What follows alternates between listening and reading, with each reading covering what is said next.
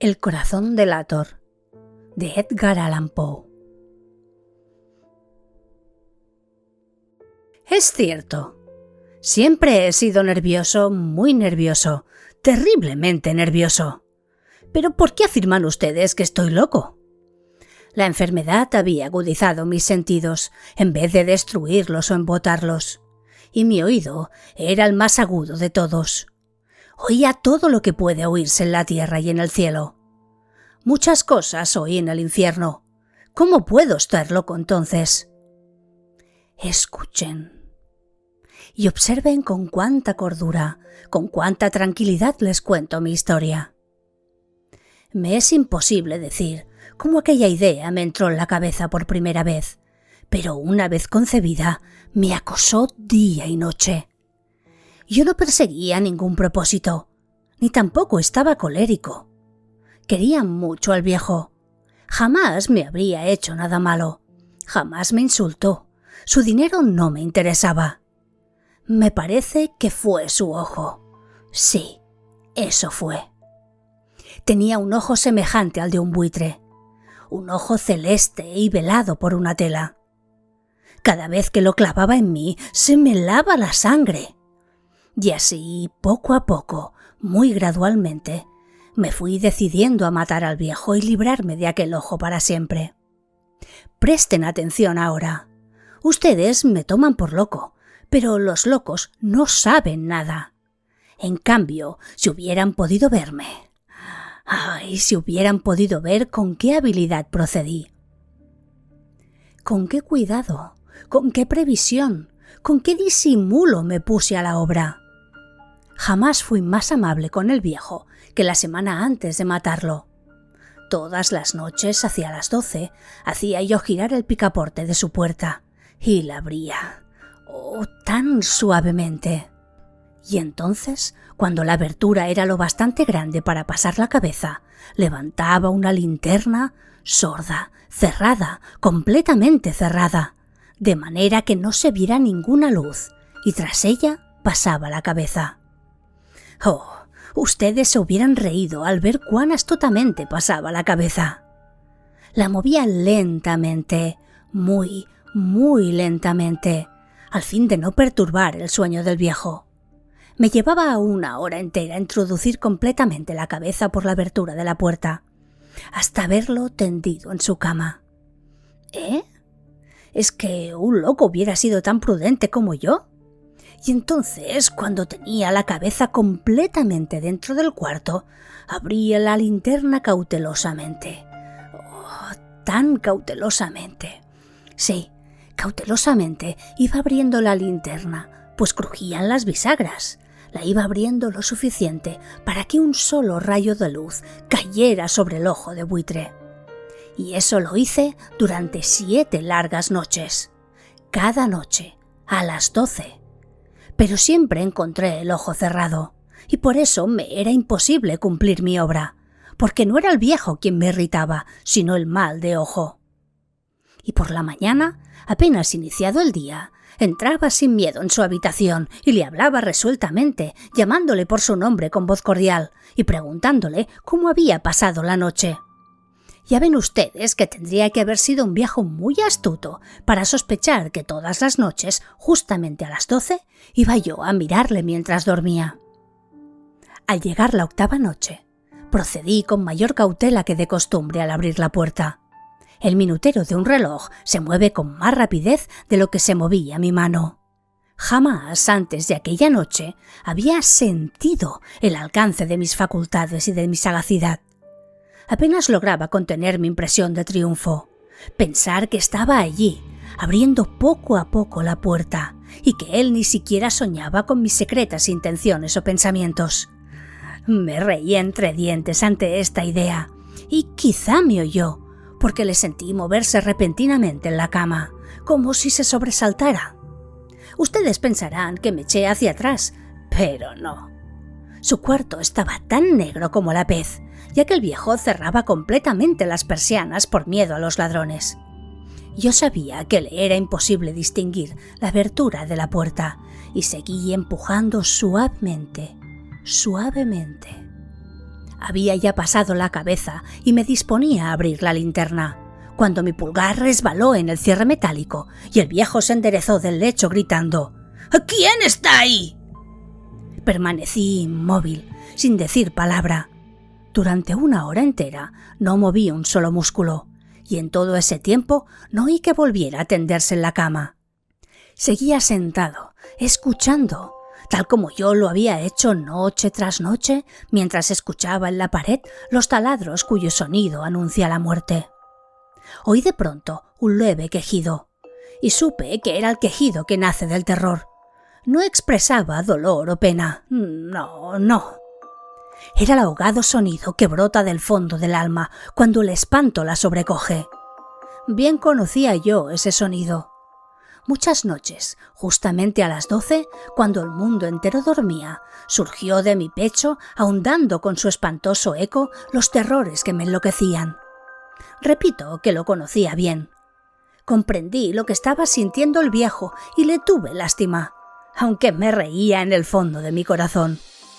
Comprendí que había estado despierto desde el primer leve ruido, cuando se movió en la cama. Había tratado de decirse que aquel ruido no era nada, pero sin conseguirlo. Pensaba: no es más que el viento en la chimenea, o un grillo que chirrió una sola vez. Sí, había tratado de darse ánimo con esas suposiciones, pero todo era en vano. Todo era en vano. Porque la muerte se había aproximado a él, deslizándose, furtiva, y envolvía a su víctima. Y la fúnebre influencia de aquella sombra imperceptible era la que le movía a sentir, aunque no podía verla ni oírla, a sentir la presencia de mi cabeza dentro de la habitación. Después de haber esperado largo tiempo con toda paciencia, sin oír que volviera a acostarse, resolví abrir una pequeñísima ranura en la linterna. Y así lo hice. No pueden imaginarse ustedes con qué cuidado, con qué inmenso cuidado, hasta que un fino rayo de luz, semejante al hilo de la araña, brotó de la ranura y cayó de lleno sobre el ojo de buitre. Estaba abierto de par en par, y yo empecé a enfurecerme mientras le miraba. Le vi con toda claridad, de un azul apagado y con aquella horrible tela que me lava hasta el tuétano. Pero no podía ver nada de la cara o del cuerpo del viejo, pues como movido por un instinto, había orientado el haz de luz exactamente hacia el punto maldito. ¿No les he dicho ya que lo que toman erradamente por locura es solo una excesiva agudeza de los sentidos? En aquel momento llegó a mis oídos un resonar apagado y presuroso, como el que podía hacer un reloj envuelto en algodón. Aquel sonido también me era familiar. Era el latir del corazón del viejo. Aumentó aún más mi furia, tal como el redoblar de un tambor estimula el coraje de un soldado. Pero incluso entonces me contuve y seguí callado, apenas si respiraba. Sostenía la linterna de modo que no se moviera, tratando de mantener con toda la firmeza posible el haz de luz sobre el ojo. Entretanto, el infernal latir del corazón iba en aumento. Se hacía cada vez más rápido, cada vez más fuerte, momento a momento. El espanto del viejo tenía que ser terrible, cada vez más fuerte, más fuerte. ¿Me siguen ustedes con atención? Les he dicho que soy nervioso, y sí, lo soy. Y ahora, a medianoche, en el terrible silencio de aquella antigua casa, un resonar tan extraño como aquel me llenó de un horror incontrolable. Sin embargo, me contuve todavía algunos minutos y permanecí inmóvil. Pero el latido crecía cada vez más fuerte, más fuerte. Me pareció que aquel corazón iba a estallar, y una nueva ansiedad se apoderó de mí. Algún vecino podía escuchar aquel sonido. La hora del viejo había sonado. Lanzando un alarido, abrí del todo la linterna y me precipité en la habitación. El viejo clamó una vez, nada más que una vez. Me bastó un segundo para arrojarle al suelo y echarle encima el pesado colchón.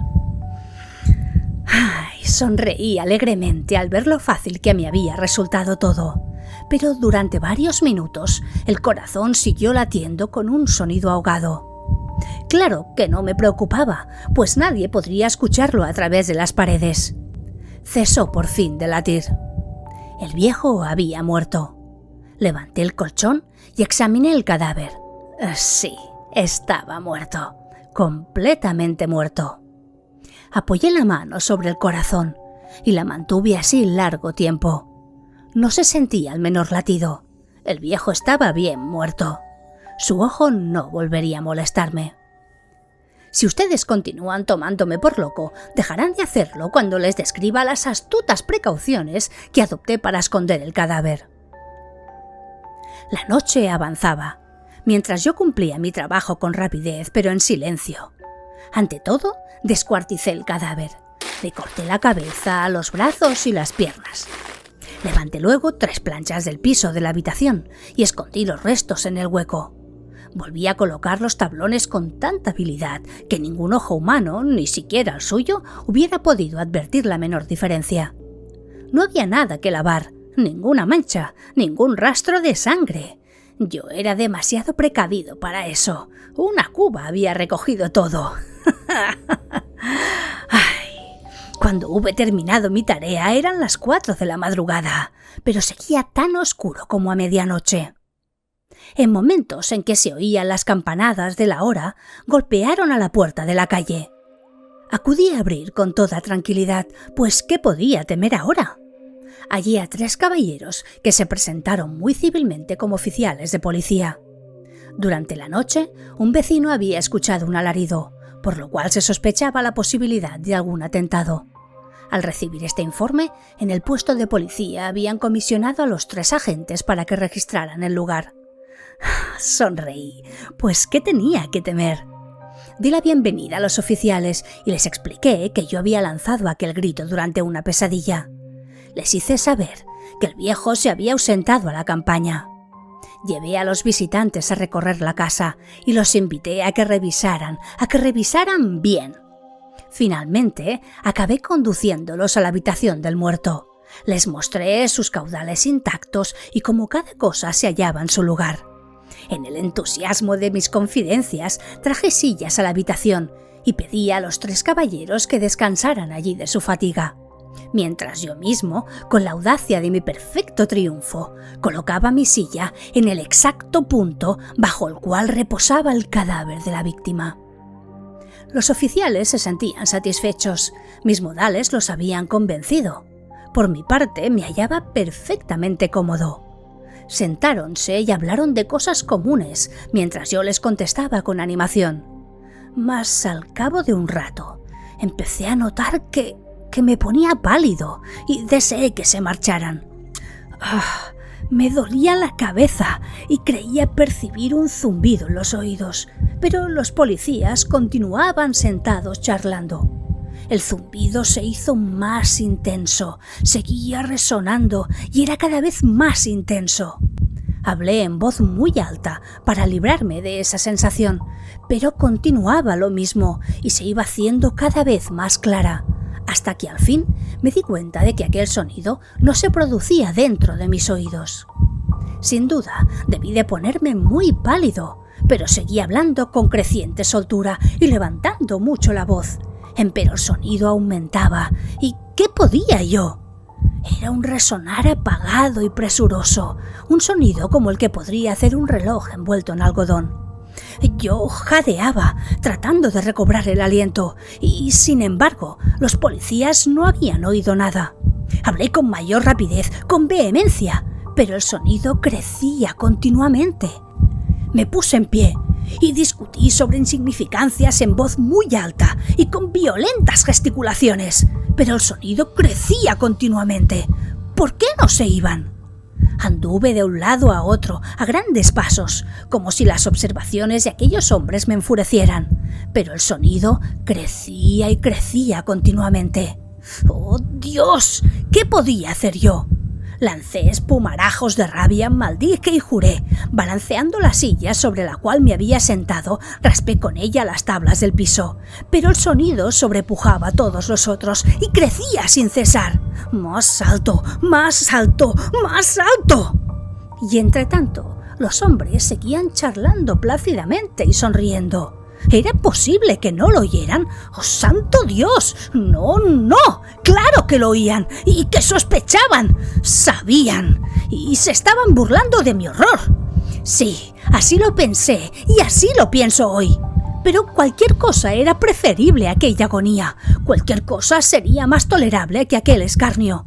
No podía soportar más tiempo sus sonrisas hipócritas. Sentí que tenía que gritar o morir. Y entonces, otra vez, escuchen, más fuerte, más fuerte, más fuerte. ¡Basta ya de fingir! ¡Basta ya de fingir, malvados! Aullé. Sí, confieso que lo maté. Levanten esos tablones, sí, allí y allí, donde está latiendo su horrible corazón.